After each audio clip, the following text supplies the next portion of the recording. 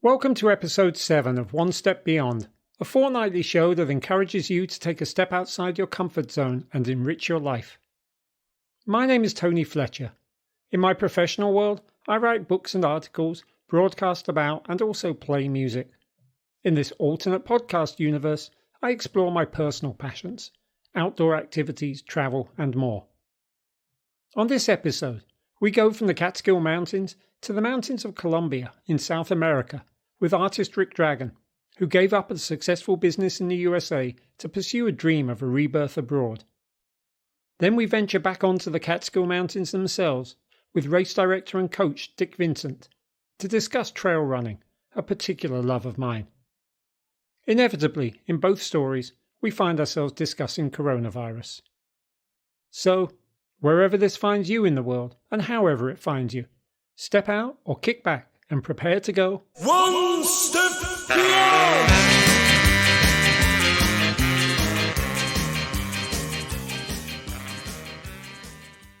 Shaking up your life for the good can take many different forms. And for this episode's feature interview, I talk with Ric Dragon, whose own personal shake-up involved relocating to a different country entirely. Ric is Executive Director of Arte Sumapaz, a brand new centre for the arts located on a former cow farm and coffee plantation about 3 hours south of Bogotá, Colombia. In the years prior to his move to Bogotá in 2015, at age 55, Ric had been running a successful marketing company in the Hudson Valley, which gradually consumed the time available for his primary passion of painting. Anyone who has similarly tried to balance that necessity of an income versus the need for creativity will know that it's a constant tightrope walk, and Ric finally came down on the side of art. We talked by Zoom at the start of July. I was in Kingston, he was at Arte Sumapaz, which has been under coronavirus lockdown since the middle of March. You're somebody that I know, and I do consider you a friend. I'm making no pretense on that. I've known you for about the 15 years since my family moved to the Catskills, and you were very much a part of the, if I may say it, the fixture and the furniture up there. You were well known locally around Chichester, Phoenicia, and then you developed a company in Kingston. You were known as an artist and for a social media company out of Kingston. And I thought of your life as actually quite static within the region. And then all of a sudden, you're living in Bogotá, Colombia. My initial thing, coming from the premise of the show to step outside your comfort zone and enrich your life, can you just give us the introduction on stepping outside of your comfort zone? Because from this end, it looks like a pretty big step. It's a topic I've thought a lot about. You know, one day you're in this house. I called it my pine box house because I figured I would be leaving that house in a pine box. I was happy there. Raising with my family, raising my child and living in the beautiful, idyllic Catskills. And I think in a way that I was so focused on business and being successful in that world that another side of myself, the creative side of myself, was definitely sort of put on hold. I was still making art, but it wasn't my central focus on a daily basis. And I think that side of yourself, if it's repressed for too long, will come out, and it will come out with a vengeance.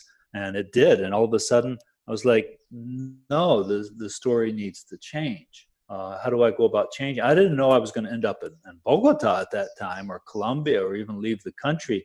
I just knew that I needed to change the story, and I did. How easy is it to extricate yourself from what looks from the outside like a successful business?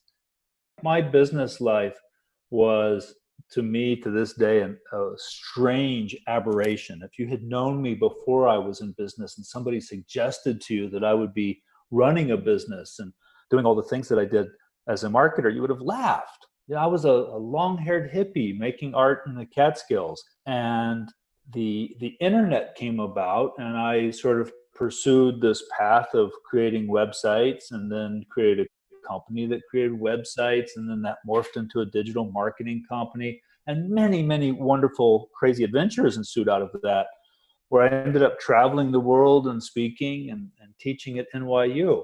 And yes, the focus on art, like I said, I still had a studio, I was still making art, but not on that daily basis where you're able to throw yourself into the work. As you just said a moment ago, you had no idea you were going to live abroad, let alone in Bogotá. So please walk us through how you ended up living abroad and in Bogotá. I met somebody from Colombia in the Hudson Valley, and I learned of Colombia. I never knew anything about Colombia. I mean, in my imagination, anything south of probably Washington, D.C. was suspect. All sorts of things. But I learned about this country, and people from Colombia tend to be extremely, extremely proud of the place with good reason. And so I started wondering about the place and doing a little research and went, wow, it's a very affordable place to live. And by affordable, I mean it could be less than a third of the cost, if not more, a fourth of the cost of living in the US. And ultimately, the idea of being able to move somewhere where it's super affordable to live seemed attractive. And I started thinking about Colombia in those terms and researching it, and found that, yes, it is a potential place to do that. So I visited Bogotá, and I had looked at the idea that there's three major cities in Latin America that fulfill three of the criteria I had. And one was that it was somewhat politically stable, that it was an affordable place, and that it had a large cultural community. So I had narrowed it down to three cities. You've got Mexico City, Bogotá, and Buenos Aires. And I never did visit the other two. I came to visit Bogotá, and I discovered what was called the Gallery District, San Felipe, and I would walk through that district every day and get to know all the galleries, and I'd walk around, and really got to know the city. And the city, Bogotá, has a certain element of chaos about it. It's very colorful. If you stop and listen, you can always hear some like salsa or Latino music in the background.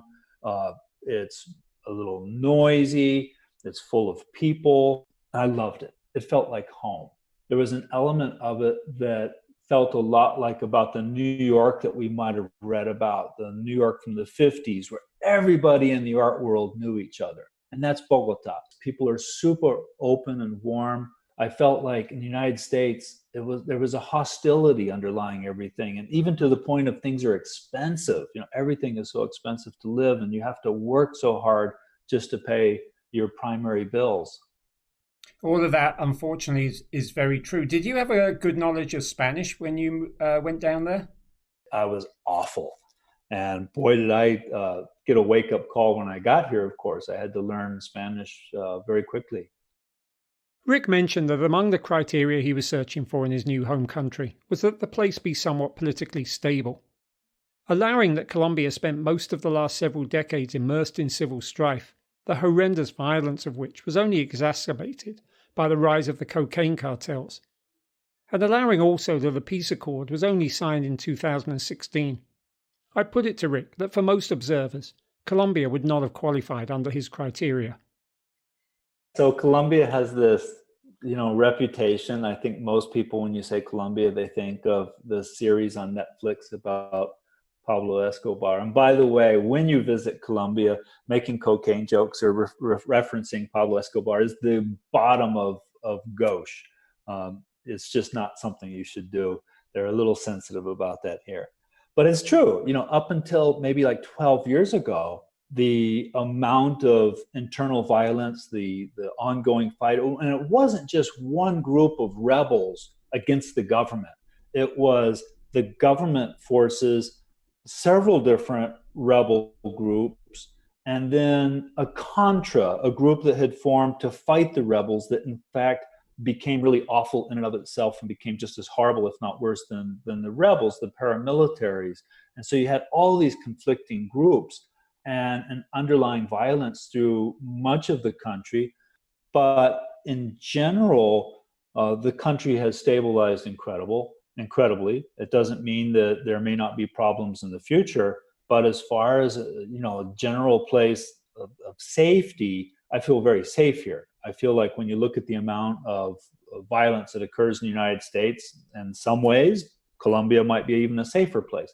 In discussing Colombia's specific situation, Ric raised a potential parallel from history, one that I would say can also be found much more recently in destinations like Rwanda, Croatia, and Sri Lanka that, pre-coronavirus, were all hugely popular destinations. It was interesting, post-World War II, people, to go to Paris, it was a very lovely, wonderful place to go, very exciting place on the art scene there and whatnot.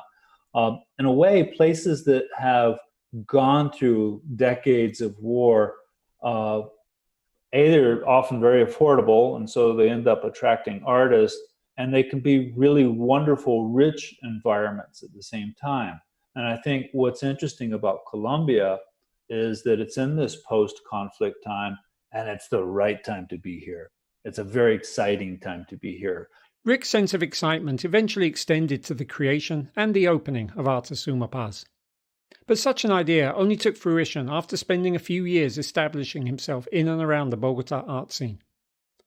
I used to teach art. I taught at the Woodstock School of Art. I had really wonderful artists, teachers myself in my life, so that's always been a part of my background.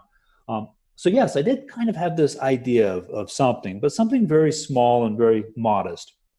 And after a couple of years in Colombia and Bogotá, I bought a car with the idea of sort of driving outside the city and looking for a place that might be a suitable ultimate home. I didn't think I wanted to live in the city forever. And so I did that, and doing lots of driving around, and chanced upon a property that I looked up at as I'm driving down the road, and I said, wow, if that was available, I would want to live there. There was just something about the place that had an energy. And I say energy sort of like with air quotes around it, because, in the United States, yeah, we talk a little bit about energy, but energy in Colombia is really, really big. Sure. And I've never been a big proponent of that, but when I saw this property, dang, I really did feel there's sort of a bowl effect to the place, and it feels good energy. Ric had been inspired to the idea of an art centre by the examples of the Bauhaus movement in Germany in the 1920s, and that of Black Mountain College in North Carolina in the 1930s. But chancing upon that former cow farm, he soon developed a bigger vision. The land itself suggested so much more than an alternative art school. The idea of filling it with land art, of having a place with art studios and perhaps art residencies, and the alternative art school. And gee, when you look at the land, it's been sadly used by cow farming and coffee farming for the past 75 years. And, when you do catch a glimpse of the native forest, it's incredibly rich. And what if there was some reforestation that took place here as well? And of course, in this year, in 2020, you have to think about things like sustainability. Again, making no bones about the fact we know each other, and I came to see you 18 months ago, and you were just at the point you had found this place, but you didn't yet have the lease properly agreed. You drove me out there, but we didn't go in. We just looked from outside, and you were hopeful you could make something work. 3 months later, you opened the place, and I am still, to this day, scratching my head in how you pulled that off. This is somewhere that's in the triple digits of acres and hectares. It's not. It was. It's 3 hours out of Bogotá. It's not linked, as far as I could tell, to easy public transport. How the hell did you pull this off? A lot of different things. One, I was very blessed with having created a network here of some really smart, wonderful people. Co-founder Pedro Crump, the CEO of a marketing office out of Bogotá, a global marketing company, had come up to visit me, and we talked about, okay, what are we trying to achieve and how are we going to achieve it? And we decided that our main measurement was going to be, how do we create the most excitement in these first couple of years? And we're not even trying to break even financially yet. How do we just create more energy? And we opened up the center to volunteers, and that started bringing in a lot of volunteers, international travelers from around the world. And then we started focusing on volunteers who were themselves artists and musicians and makers, and sort of made that transformation. And we were slowly getting applicants for the artist in residency program from around the world.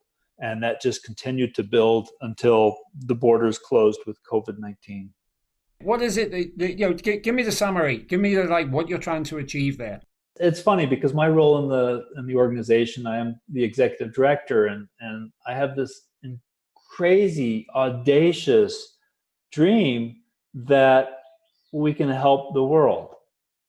And you go, well, gee, how does a little art center in Colombia help save the world? Well, there's a few factors to that. And one is Colombia is a place that has come out of a lot of violence. And when you really look at the country, when you really look at the people, you see that it's a traumatized country. Perhaps the United States with endless war has its element of strong trauma. But here in Colombia, you can make the case for secondary and primary PTSD is somewhat pervasive. And I do believe that art and art making and art witnessing and participating in art making is healing of trauma. And thus, I think we can have a huge impact here. The audience of artists from outside the country coming to stay here, people come here and the nature, the naturaleza is really, really strong here. It's just an incredible place. As you said, it's in the 3 digits. We have 286 acres. So as a refuge for artists to come here and focus on the art, it's just a wonderful, wonderful place. So that's one group of people. And then we also provide a connection with the local community, and which is very much an agricultural community. And these people have been coming here and sharing.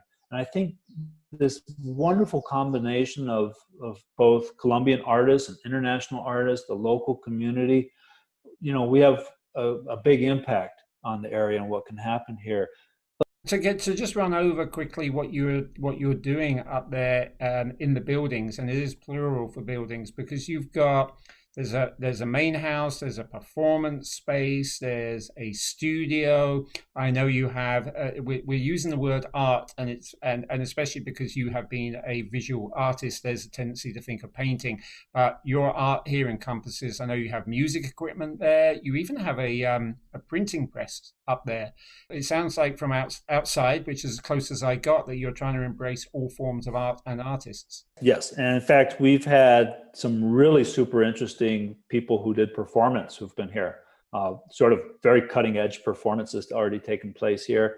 Some musicians, we've had some wonderful concerts. Yes, me personally, my heart is in the visual arts, is in painting in particular. And so, of course, we have an enormous painting studio, communal painting studio with natural light and super high ceilings and all that. But no, we encourage all forms of making. From what I've seen of the pictures that you've got up on the site, it would seem like you've attracted generally a younger artistic community. It looks to me like most people are in their 20s and 30s. Am I seeing that correctly? Well, I think that has a lot to do with a lot of the volunteers that have come, because it does tend to be younger people who are out traveling. There's this entire phenomenon, and I wasn't tapped into it before, but of a lot of younger people who are sort of tramping around the world, maybe stopping and doing some volunteer work. So they're not just tourists, they're actually participating and living in various areas. It's a really cool thing. And there's people who you talk to them and say, well, when were you last, home in Paris? And well, that was 2 years ago. They've really been out there. So we've gotten known on that circuit. And so that's attracted a lot of people. Now, the artists in residency, we've attracted artists of all age groups. Arte Sumapaz was just about to celebrate its first anniversary when regular programming, as we might call it, was suspended due to the coronavirus. The community itself, however, has persisted. Around March 17th, I had a trip into Bogotá to purchase some, groceries and other things we needed for the center. And I went there, and it was being taken very seriously. The local cafe, which was normally full of people at lunchtime, just had like maybe 3 people.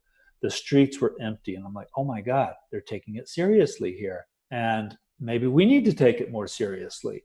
And in fact, I think when we get back up to the center on the 19th, we're going to close our doors and put out the word that anybody who's already there can stay, but if they leave, they can't come back. And we were getting a lot of messages from some former volunteers and artists and residents that were still traveling around Latin America that were like, hey, can I come back?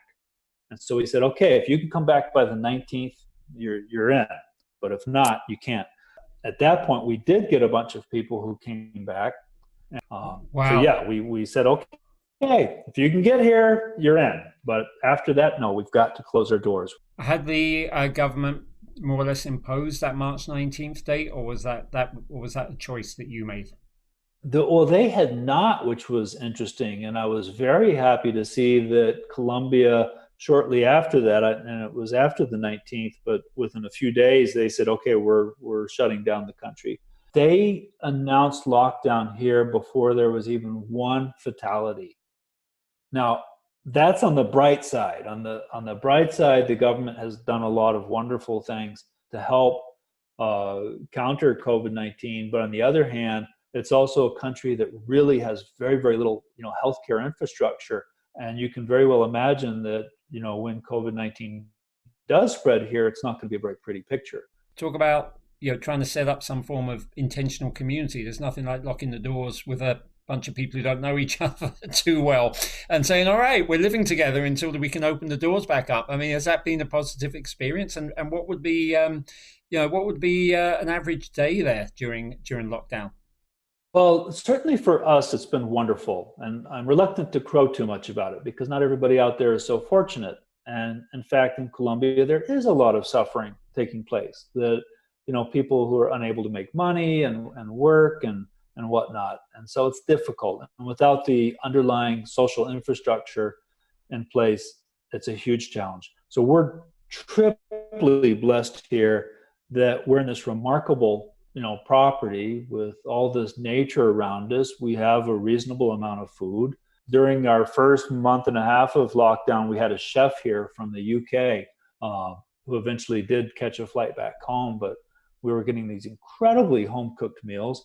One of our residents now has taken up this fabulous thing that's, I guess, is somewhat global, but the baking of sourdough bread. We are very adept at giving each other space here as artists. We know that, when you need to go create art, leave that person alone.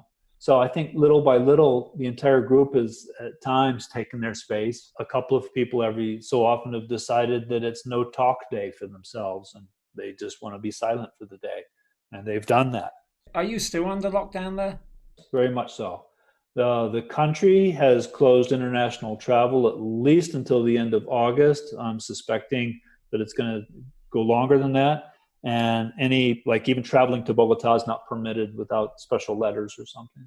So what about long-term goals for Arte Sumapaz? Let's allow and hope that some point in the not too distant future, you can open the doors for invitations again. Where do we go from there?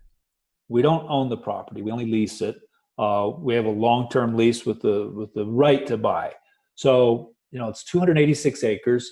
And yes, we want to purchase it so that we can feel more confident about doing things like installing large-scale sculptures, for instance. The creation of a sculpture park. As I mentioned earlier, Art Omi in Ghent has been a big inspiration. Storm King is an inspiration, but it's almost like an over-the-top inspiration. It's like building a battleship. But when you look at Art Omi, it's on a slightly smaller scale. It's beautiful what they've accomplished there. They have a very strong artist in residence program along with an educational program. So in many ways, I do feel an affinity for that place. And we want to accomplish those things. Is there an art sculpture park in Colombia? No, there's not. So if we're able to pull it off and create this large-scale sculpture park, we would be unique in that sense here. And when you consider what the impact of such a place could potentially be in cultural tourism, it could really help change the country and help change that attitude like, oh my God, Colombia is a dangerous place. Well, no, actually, Colombia is a really incredibly beautiful place that is not dangerous, that is blessed with a lot of incredible landscape and art making, creativity going on. What are the lessons learned for you about making this enormous step in your own life? And is there any parting advice that, again, you could write on the back of a postage stamp for somebody who feels, oh my God, how did I get into this kind of pattern in my life? And the years are running out, and I want to be able to do something. This sounds amazing. Well, you know what's funny is those years I was in business, I had a theme song playing in the back of my brain. And it was that Talking Heads song about you might find yourself. No, what is it? The water flows. Once in a lifetime, one of the greatest songs ever. Right. And I would be in this meeting in some World Trade Center office with some, Jared Kushner sort of person. And like, oh my God, what am I doing here? Why aren't I in my studio painting? And, I did feel that for whatever reason, there was a part of me that if I kept pushing down and repressing, it was going to come out and I would be in crisis. And sure enough, I had a great crisis and it required that crisis. So I think in some ways, if I ever meet anyone in crisis, I'm like, look, it may not be the worst thing in your life as it feels right now. Maybe this is going to lead you where you need to be. The aspects, I think, for me, that I've dreamed big. Arte Sumapaz is a dream much, much bigger than me. And I think after so many years of being in business and, that sort of thing, having a dream that is not about me, that is about helping a lot of other people is very liberating and wonderfully exciting. I can't tell you. You can find almost everything you'd want to know about Arte Sumapaz at its website, ARTESUM for mother, PAZ.org. If you go to its blog section, you'll find an interesting story from the Bogotá Post about the centre's experiences during lockdown. The Post is an English-language newspaper, and if, like Rick when he landed there, you're intrigued by Colombia but don't speak Spanish, I'd like to recommend the long-running podcast Colombia Calling, hosted by an expat Brit who does not shy away from critiques of governmental corruption. And for those who know Colombia well, Rick's account of the nation's recent turbulent history is indeed, but I think of necessity, brief and vague. The complexities of the violence are hard to unravel in layman's terms, and it was my own, admittedly outsider's perspective upon visiting, that the country was only just starting to get to grips with its newfound peace. By the number of new galleries and museum exhibits in Bogotá, however, it did seem that it was determined to do so. I would like to highlight the work of Doris Salcedo. In a newly converted space called Arte Memoria, literally Art and Memory, we saw her work Fragmentos, from which Salcedo took the 8,994 firearms handed over to the United Nations by FARC guerrillas following that November 2016 peace accord, and melted all 37 tons of it into thick square bricks that form the floor of the new physical space. She invited survivors of the sexual violence that became a sad and repressive hallmark of the Civil War to help shape the floor, and in some cases to relay their personal experiences to camera. Sumapaz, FYI, is the name of the region within which the Art Centre is located, the largest of Bogotá's 20 localities. It's thought that the word originates from a Spanish phrase meaning, above all, peace.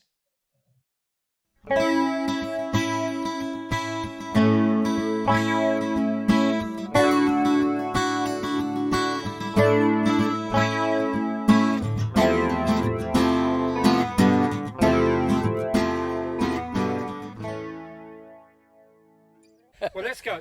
Let's go. Okay, I'm going to start it off a little on get my rhythm in here, and then we go.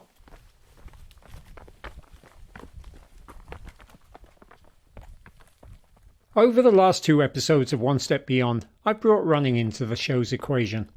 In episode 5, I feature the high school teacher who embarked on the From Couch to 5K program as a means, along with turning vegan, to address some drastic health issues.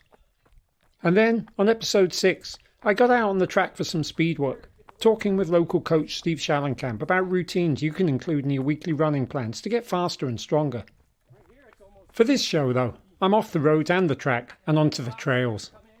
What you heard a moment ago was myself and the legendary Dick Vincent setting off on the last half mile or so of the escarpment trail run course as it approaches North-South Lake in the Catskill Mountains. Listen in and be aware of what you don't hear. Traffic, sirens, other people. Trail running can get you away from the grind of everyday living in a way that road running cannot. Yet actually, trail running is when I feel most alive. That moment doesn't come immediately. For me, it often doesn't kick in until I've been on a mountain trail for an hour or more. But at a certain point, I find my mind all but empty of everything but the task at hand, and my movement becomes second nature.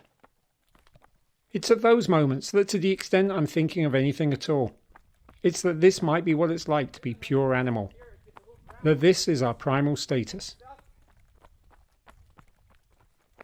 Still, you don't need to go into the mountains to find trails. You can run off-road by taking to the grass at your local park. You can head to a local rail trail if you have one. Or you may find that there are clear paths through your local woods. Look around. Hopefully, even if you're in the middle of a city, there's something. And if you're just starting out, that's really where you should begin. It took me a long time to progress to the mountains and get good on them. And for that, I do have Dick Vincent to thank in part. I was lucky to be introduced to him almost as soon as I moved to the Catskills from New York City.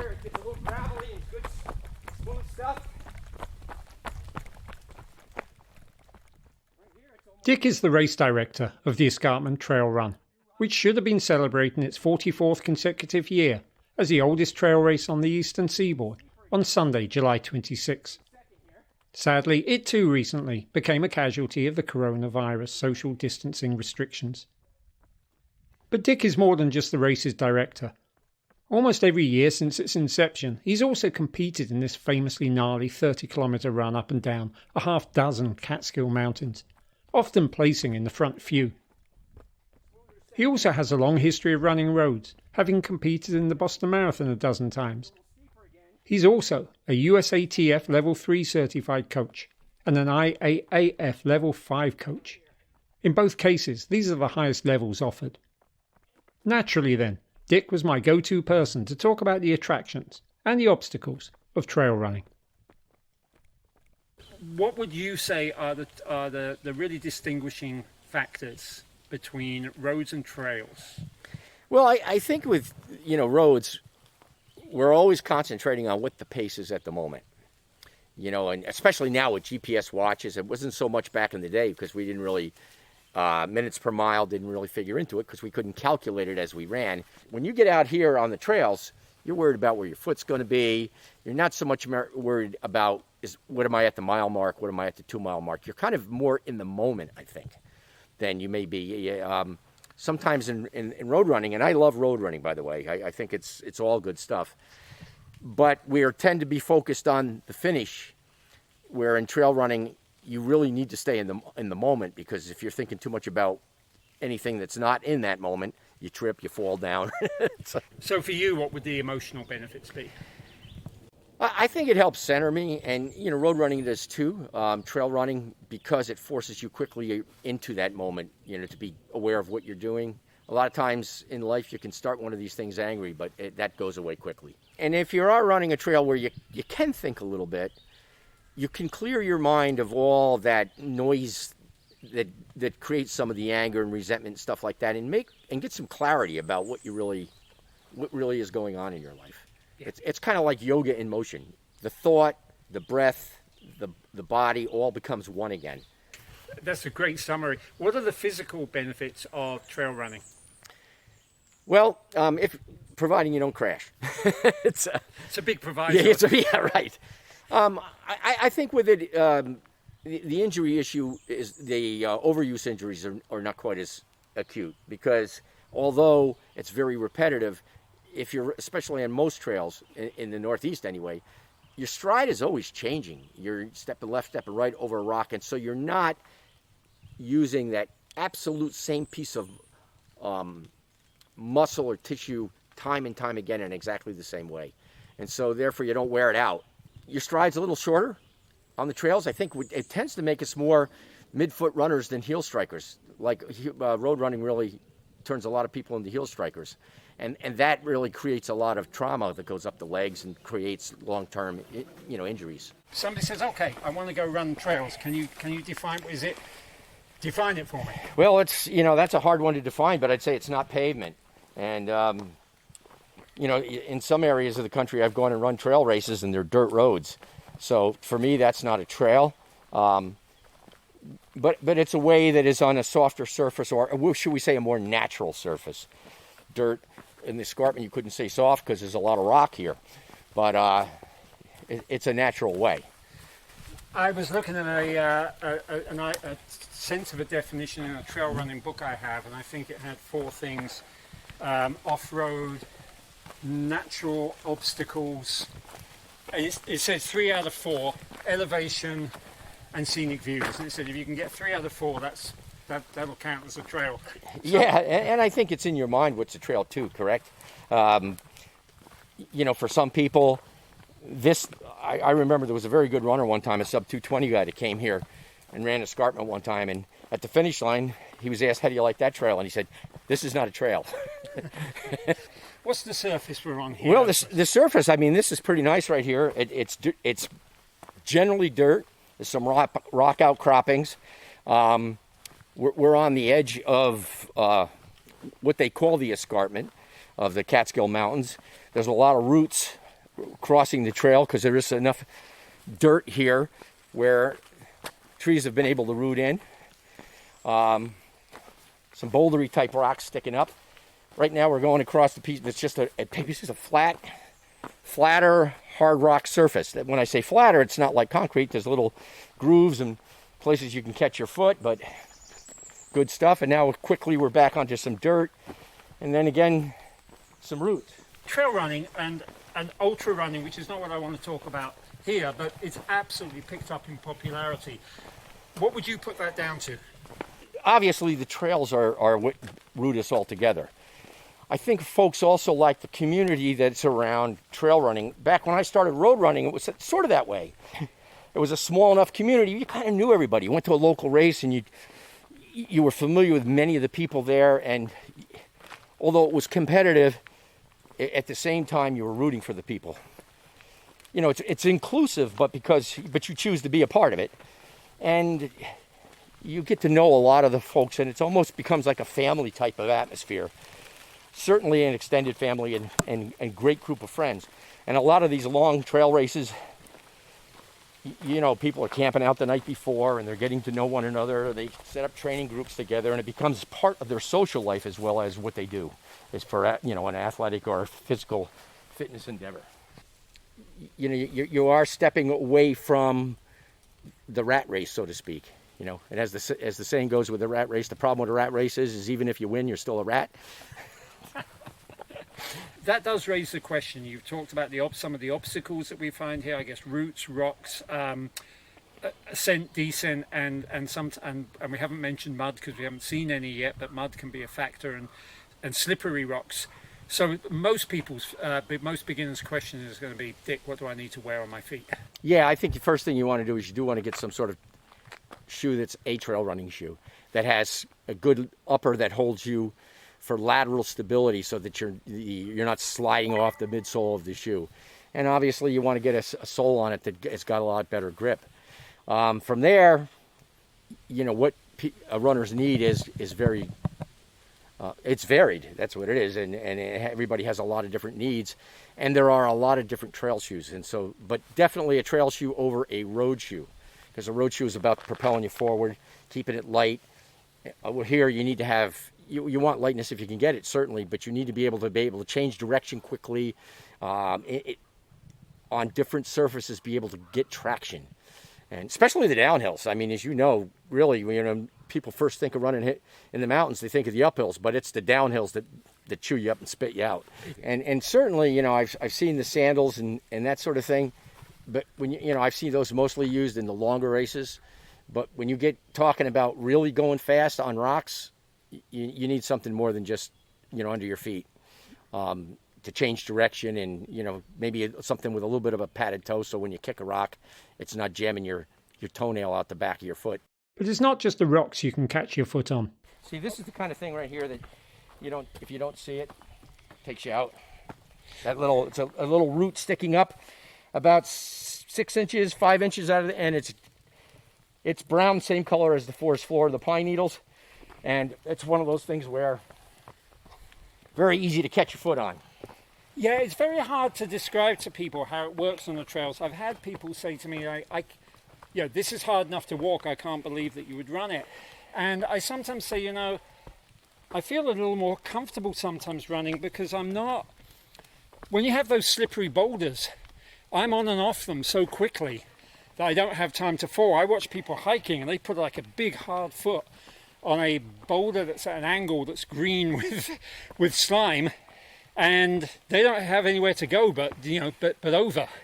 Absolutely, you're spot on with that, because you think about it with running. One of the things they talk about with just good biomechanics is a shortened contact time.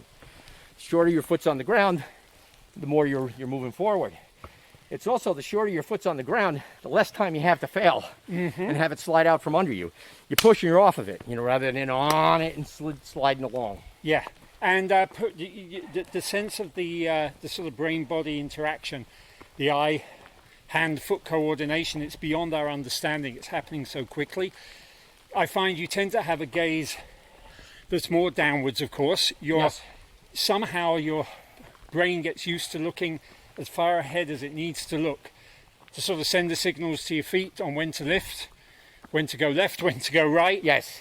And you're not really part of that. You're just, you've got to work your way up to it, but at a certain point you realize that's what's going on. Well, I think what you're onto there is what I feel is one of the talents of the natural trail runner, and that is the vision. To be able to look ahead and see a rock 10, 15, 20 feet ahead of you, and in your mind you already know where your left foot's going to land. And so you're not looking where your feet are underneath you, you're looking out ahead of you 10 meters, 20 meters. And of course, if you're going fast and you're on, as the terrain gets more and more technical and rocky and gnarly, that field of vision shrinks in. But the very talented trail runners are able to keep that expanded view better than somebody that's maybe not so talented, and being able to, a lot of people come down this rocky stuff and they're looking, where's my right foot going now? Okay, they put their right foot down, now where's my left foot going? The trail runner that's got good vision is not really looking where that right foot's going at the time, because that decision was made 10 meters before he got there. And it's also important to emphasize that apart from your real front of the pack people, when you do get onto elevation, which most trails have, most people are power walking at best uphill. On the steep sections, yeah, and of course, a person's ability determines how steep that hill is going to get before they power walk. One of the things new trail runners have, and I think it's what you're alluding to, is they have this guilt thing if they have to walk. You're going to have to walk as a trail runner. We've climbed a little bit, haven't we? Yeah, we climbed a little bit, and this is the interesting part of the escarpment is the terrain varies a lot in short periods of time. So we're going to be going down a very rocky downhill. Before we're to the bottom of the downhill, it's going to get more smooth just through the pines with pine needles but roots.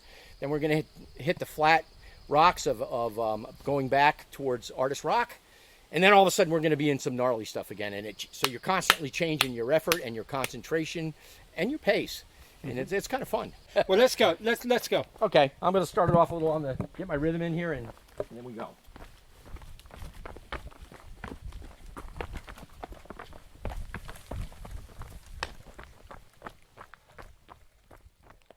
We ran for just a couple of minutes down and along to Artist Rock, which sits on the very eastern edge of the escarpment, overlooking the Hudson River. It's named for the painters who gathered under the 19th century umbrella of the Hudson River School. The vista this July morning was not one you could easily paint. The clouds had descended, it was raining lightly, and there was zero view. It didn't take away from the fun of it. It's all that flat running. Right, and now we'd be back onto some rock. Two or three things came straight to mind there. One is that you do pretty well for an old man. Thank you. An old broken man. I was 10 meters behind you before I even knew it. Second thing, I noticed immediately how our pace, the foot pace, changed with almost every footstep. Yeah. It was, it was long, it was short, it was left, it was right. We were essentially going downhill, but every footstep was different. This is not like when you lock into a road run and you just go, okay, I'm running. Right, yes, and the trail dictates really that. Every runner finds a different groove. different abilities give you a different stride length, so it means you can change that what that groove is a little bit. But the trail is going to determine what your stride is at that moment. And like you say, I think we changed cadence and stride length 20 times coming down that last minute or two, whatever it was. Yeah, we absolutely did. Another thing that came to mind was you almost fell, which Yeah. I was going to feel really bad about. If you don't almost fall, you're not having fun. I relayed to Dick how just 10 days earlier, running on a different section of the escarpment, I had almost fallen several times and yet caught myself on each occasion. It gets back to this sort of hand-body coordinate. I couldn't quite say what kicked in. I think it's accumulated over the years. Just certain instincts that I slip, but I managed to catch myself. I don't know if there's any actual tip you can give there, or whether it just does become something comes with experience. You know, sometimes, and I don't know if this is applying exactly to what you're saying, but sometimes, especially in the gnarly stuff, when things start to go wrong, you need to accelerate your way out of trouble rather than decelerate. And that's a hard concept for people, because to accelerate when you're already off balance and feel like you're going to go down is counterintuitive. We're hitting a nice flat spot here, and maybe we should just enjoy what, the moments I can lose myself are often when I, get to a plateau somewhere and there's just pure trails. So do you want to sort of like just jog it and we'll see what our feet do here? Sure.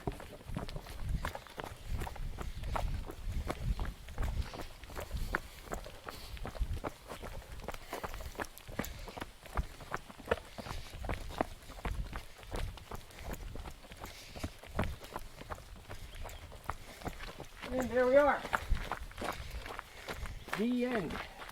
We emerged from the woods onto the green at North-South Lake, the largest and most popular of the state campgrounds in the Catskills. On the last Sunday of July, this would be the finish line for the escarpment trail run, with a covered tent offering food and drink, and volunteers and family members standing on by, offering congratulations to everyone who completes the course. North Lake is just the other side of the car park. It's a great place to soak yourself and cool down after the race. But on any given day, this part of the trail is popular with hikers, including families with small children who relish the challenge of the scramble up to Artists and nearby Sunset Rock. I don't know if this is true of every trail, but the Catskill trails are all marked. They have what we call blazes. They have different coloured little badges. Yeah, like the top of a soup can, say, trail marker or a footpath. And that makes it quite hard to get lost. If you set out and the trail is blue, if you follow blue, you're going to be okay. If when you're ready to turn around and come back, you follow blue, you should get back to where you started. That's the basic premise. I don't know that that's what defines a trail per se, but I think it's something that people can look out for. Yes, and the other thing is get a map. Always try to have a map. And if you're following a certain color trail marker or a trail marker at all, and you go a ways where you don't see one, stop, backtrack till you find a marker. Yeah. Too many times people just keep going and going, and they just make a bad situation worse. Yeah, and I've actually done that. I have trails that are just underutilized.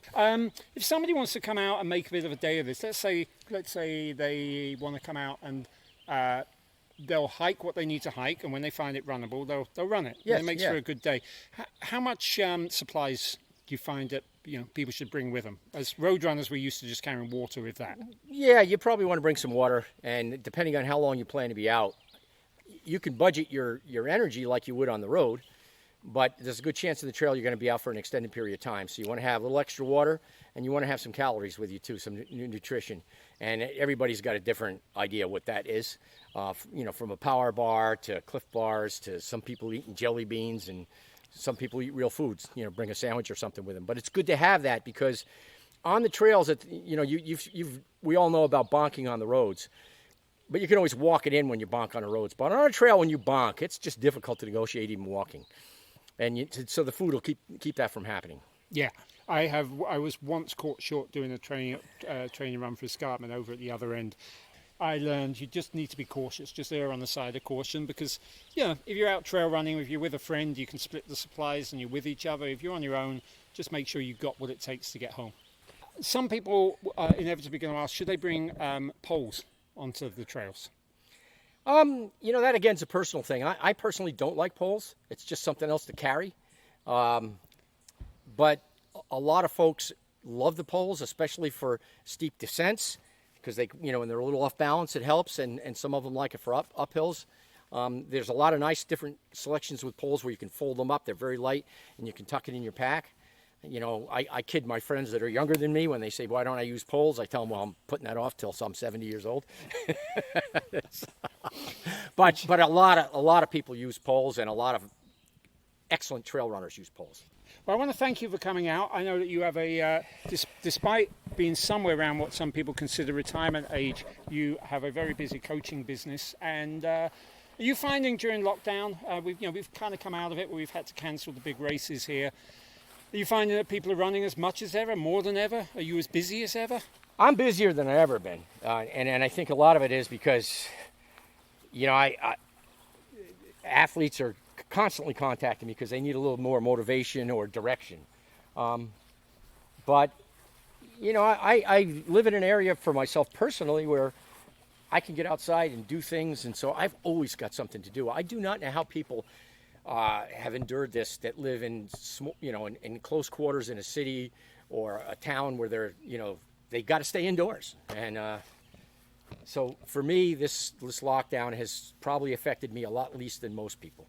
Right, and to the fact a lot less, rather, should I say? Yeah, sure. And to the fact that you may be considered up in an age bracket where there are meant to be inherent concerns. I mean, I just want to end by talking about the health benefits of running, because age is a number, and the fitness that we acquire being out on the trails, I'm sure, protects us against a lot of ailments. I think so, and I think that the fitter you are, the healthier you are, the better you recover from something when it happens to you. Words of wisdom from a man who has plenty of them. You can find Dick on Facebook. Just search for Coach Dick Vincent. If you're interested in knowing more about the Escarpment Trail, the race page is escarpmenttrail.com, and there are hiking reports to be found at all the major hiking sites. 3 years ago, I made a GoPro video of myself running this last mile that we covered in today's episode. You can find that at the show's YouTube channel, One Step Beyond with Tony Fletcher. If any of this inspires you to get on the trails, share your story. We may pick up on it in a future show.